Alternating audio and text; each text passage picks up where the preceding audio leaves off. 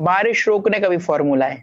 हमारे एक जानने वाले हैं, वो बड़ा इल्मी काम करते रहते हैं, तो उनसे बात ऐसी होने लगी, तो वो कहने लगे भाई एक फार्मूला है कि अगर वो लिख के आसमान के नीचे लटका दिया जाए तो बारिश बंद हो जाती है।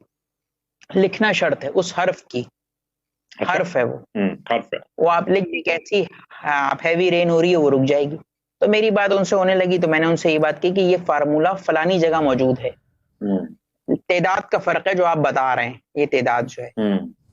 तो मसला सूरत हाल ये है कि देखें बारिश को, लेकिन उसका मसला ये होता है कि आप आदाद के हिसाब से या हर्फ के हिसाब से, जब आप जो अल्लाह की जो मईशत है उसके अंदर आप दखल अंदाजी करने की कोशिश करते हैं, तो फिर उसका खमियाजा भुगतना पड़ता है।